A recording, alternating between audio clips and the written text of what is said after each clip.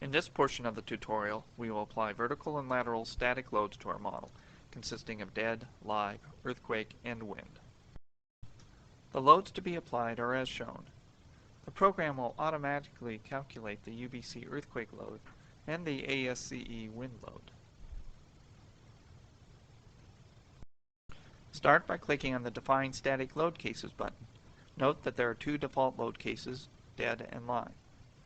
Click on Live and select Reduce Live from the Type drop-down menu. Click Modify Load to change to a reducible live load. Click in the load box and type a new name, SDead, for Superimposed Dead Load and select Super Dead for type. Click Add New Load. Repeat this action for a load named Cladding.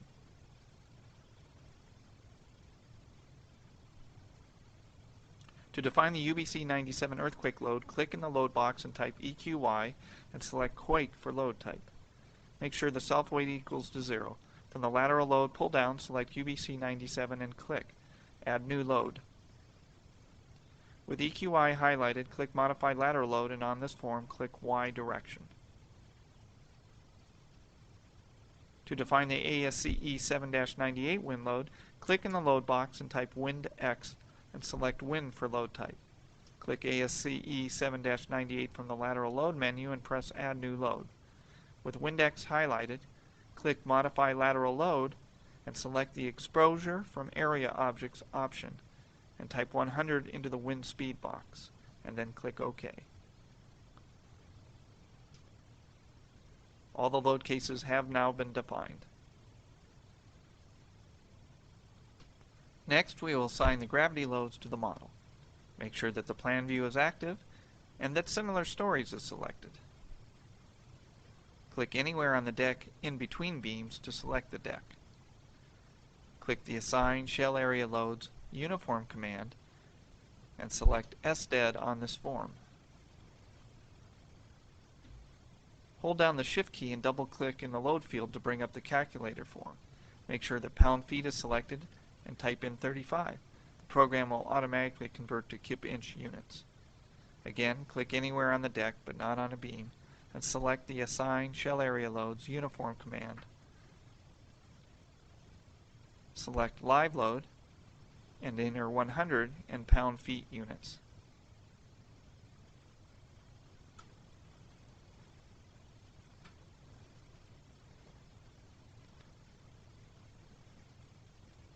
Next, set the Snap to Grid option to off and select the perimeter beam along grid line A between 1 and 2.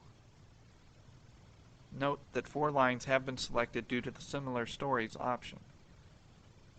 Select the other 13 perimeter beams in a similar manner.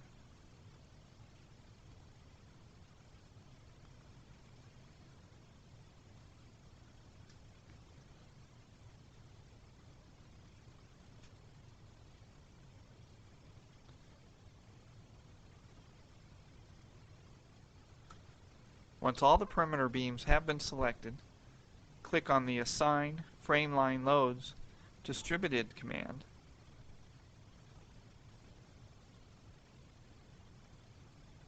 and choose Cladding from the load cases. Using pound-foot units, assign a value of 250 to the Uniform Load option.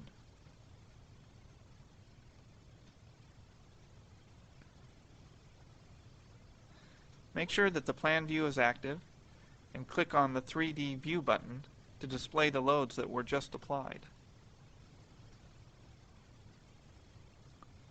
Click Assign Menu Clear Display to remove this display and then return this view to a plan view using the Plan View button.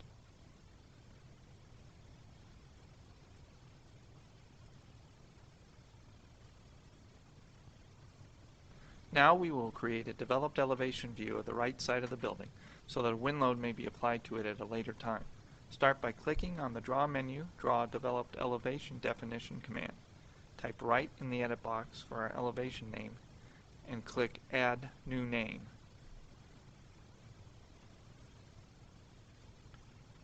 Turn the Snap to Grid Intersections command on and working in the left-hand view, click once at grid D1. Then moving counterclockwise, click D2, B2, B3, C3, and C4 in that order. When all the points have been clicked, press Enter to finish the drawing and press the Escape key to exit the draw mode. Next, click the Elevation View button and select Right. Click OK.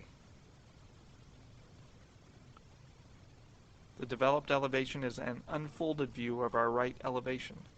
It is indicated on the 3D plan by the cyan colored lines. Now return the elevation view back to a plan view by clicking on the Plan View button.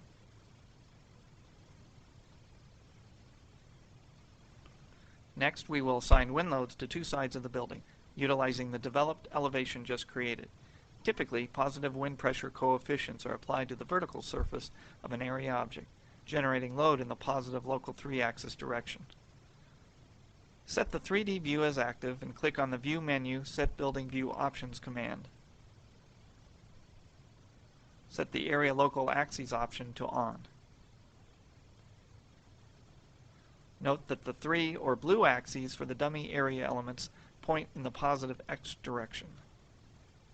Click the Rotate 3D View button and spin the model around to see the other side of the building.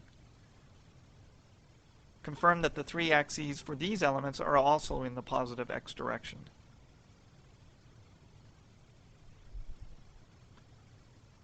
Through the Set Building View Options command, uncheck the Area Local Axes and click OK.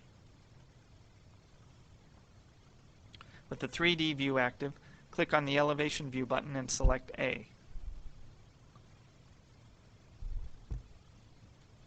Draw a selection box around the entire elevation to select all of the area elements.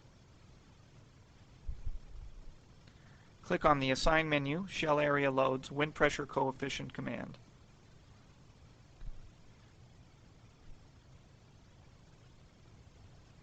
Make sure that the load case is Wind X and that CP is set to 0.8 and that the windward option is checked. With the elevation view still active, click on the Elevation View button and select Right. Again, draw a selection box around this elevation and pull up the wind pressure coefficient form.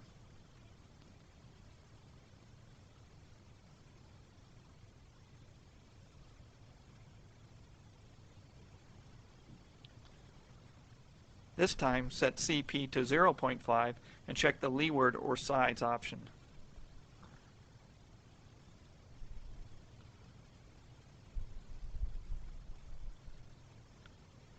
Click on the Clear Display of Assigns and return the elevation view to a 3D view.